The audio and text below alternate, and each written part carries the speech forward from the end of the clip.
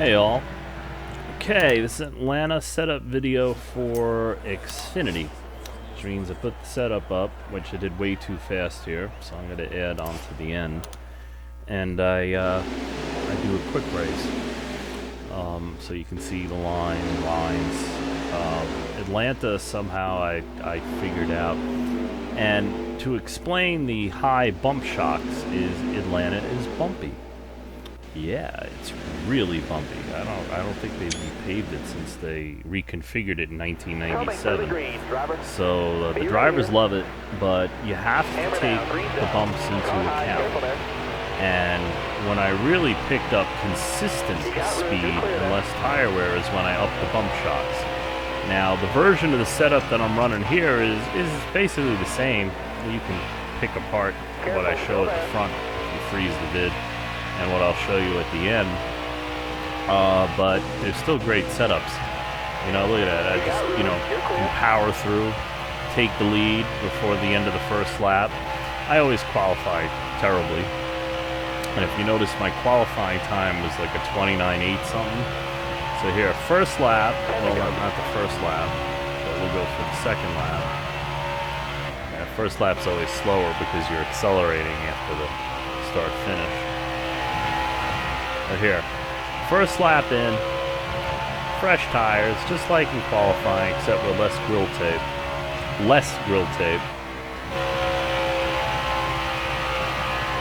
Bleed it right there.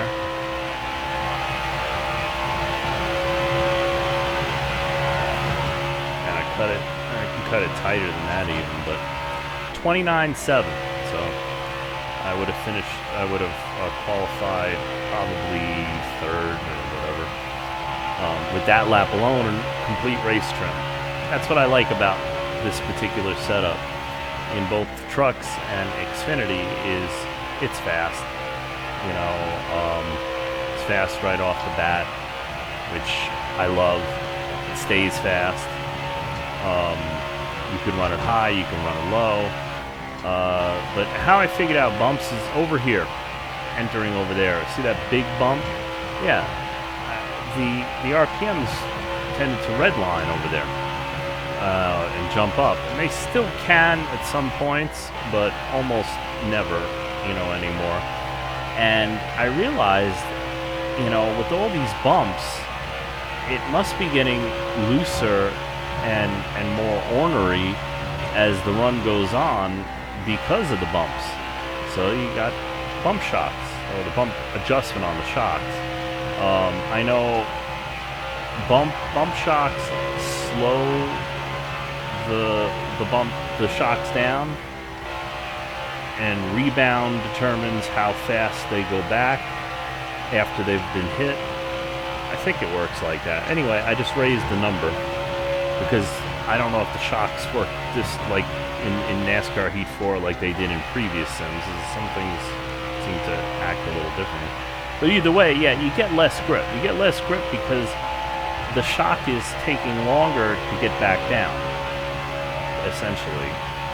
Or it's slower to react. So when you go over a bunch of series of fast bumps, like you'll have at 180 miles an hour at Atlanta, it allows the tire to stay more contacted to the track. It's not being shoved back down as quickly, or so there's more contact. At least that's what I was going for.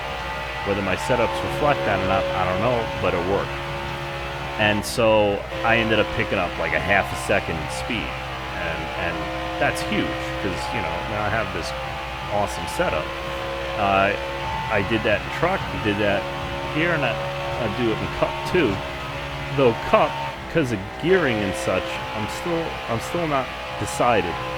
This setup, since I've been using it, this version of it, which is a couple of seasons old, everything. And I refine it once in a while. Every setup is an evolution. See, like I'm looking at the tire temps and the wear now, and I'm like, you see, it's a little bit too tight. I've got a little bit too much, tire wear.